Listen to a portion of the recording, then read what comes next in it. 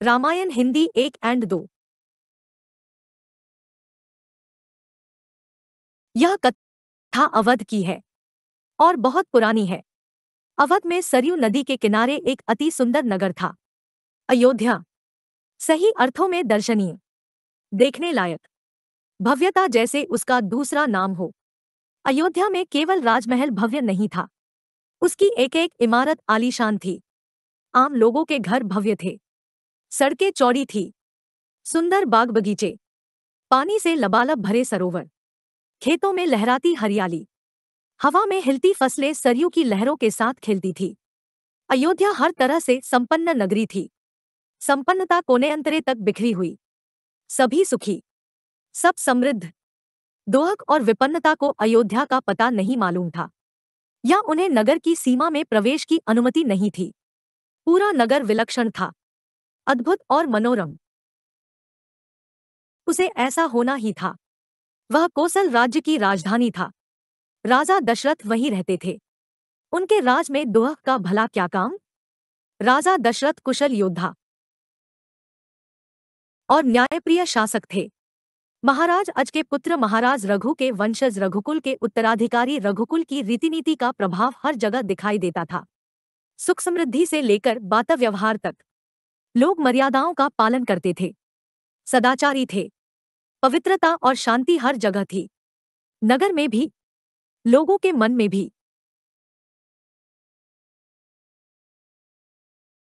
राजा दशरथ यशस्वी थे, उन्हें किसी चीज की कमी नहीं थी। राजसुख था, कमी होने का प्रश्न ही नहीं था। लेकिन उन्हें एक दोहक था, छोटा सा दोहक, मन के एक कोने में छिपा हुआ। वह रह रहकर उभर आता था, उन्हें सालता रहता था।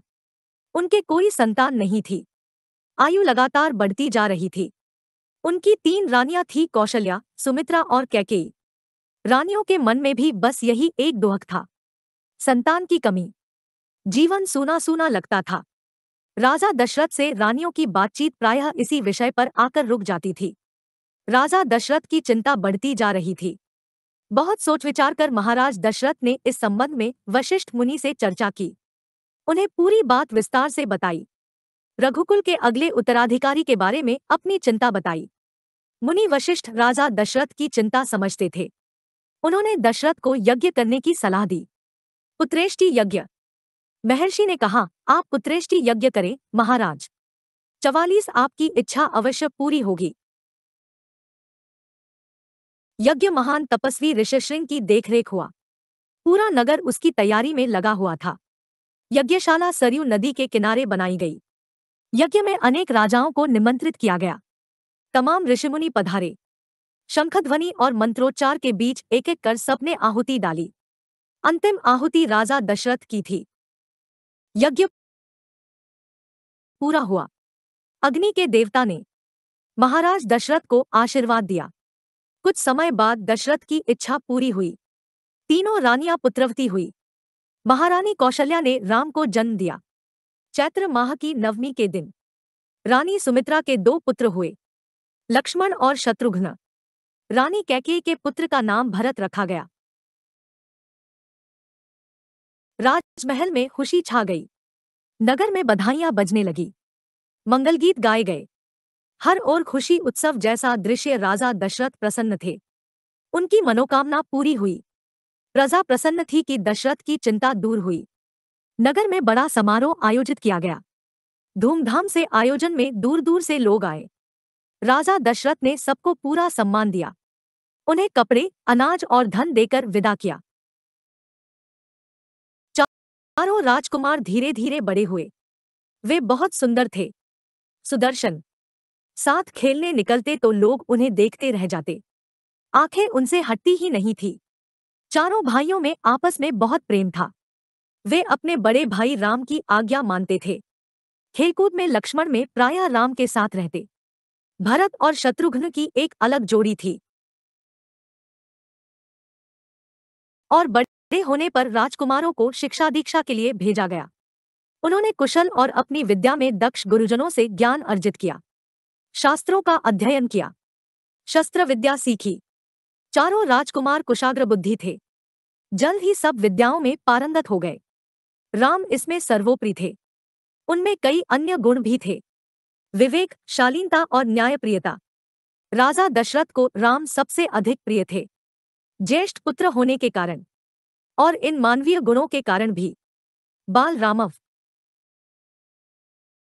राजकुमार कुछ और बड़े हुए। विवाह योग्य नगर में इसकी चर्चा होने लगी।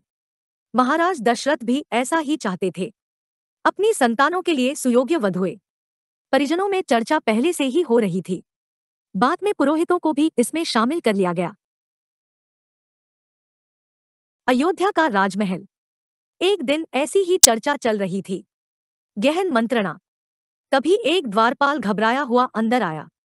उसने सूचना दी कि महर्षि विश्वामित्र पधारे हैं। महाराज दशरथ तत्काल अपना आसन छोड़कर खड़े हो गए, द्वार की ओर बढ़े, महर्षि की अगवानी करने। उन्हें लेकर दरबार में आए। विश्वामित्र को ऊंचा आसन दिया गया। विश्वामित्र कभी स्वयं राजा थे, बहुत बड़े और बलशाली। बाद में अपना राजपाट छोड़ दिया, संन्यास ग्रहण कर लिया, जंगल चले गए। वहीं उन्होंने अपना आश्रम बनाया, उसे उन्होंने सिद्धाश्रम नाम दिया। महर्षि के स्वागत सत्कार के बाद दशरथ ने कहा, महर्षि आज्ञा दे, मैं आपकी क्या सेवा कर सकता हूँ? आप अपने मन की बात कहिए, आपकी आज्ञा का पूरी तरह पालन होगा। राजन, मैं जो मांगने जा रहा हूँ उसे देना आपके लिए कठिन होगा।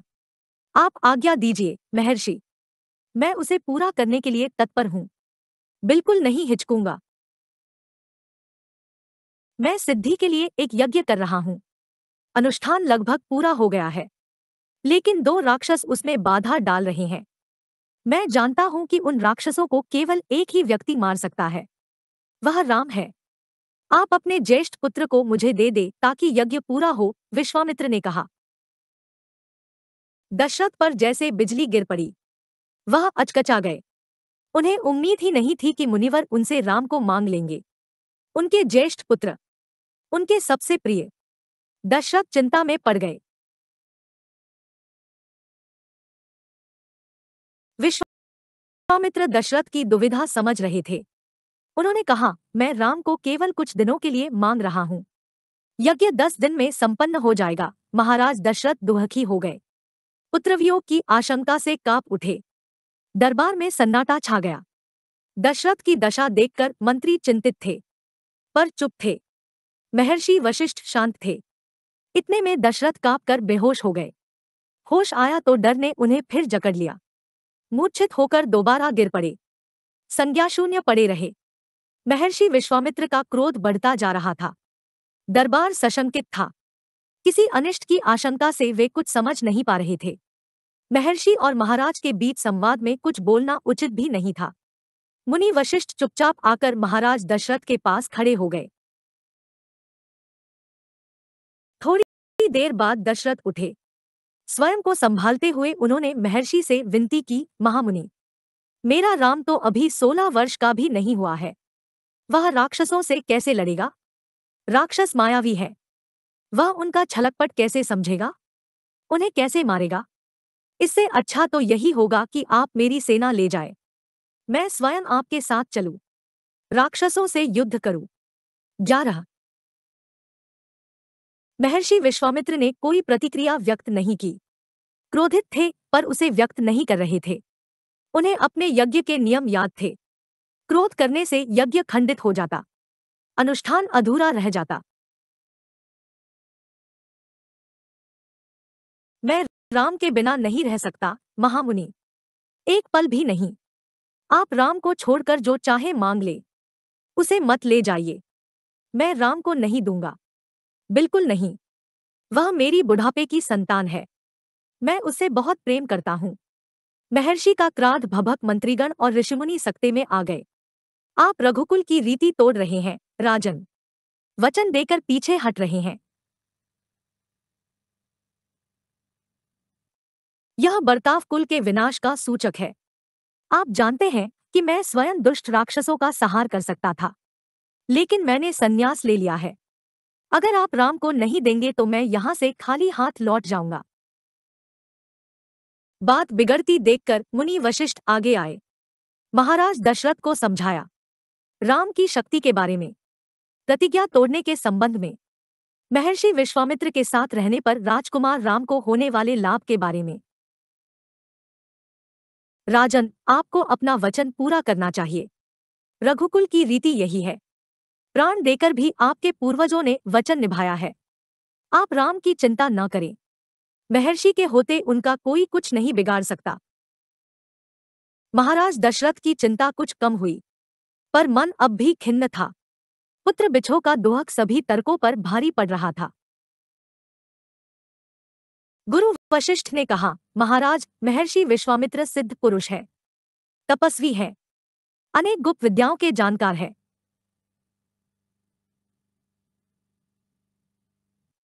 वह कुछ सोचकर ही यहाँ आए हैं।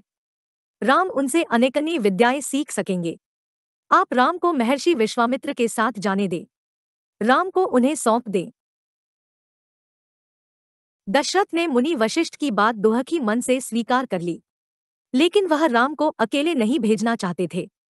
उन्होंने विश्वामित्र से आग्रह किया, कहा कि वे राम के साथ उनके छोटे भाई लक्ष्मण को भी ले जाए।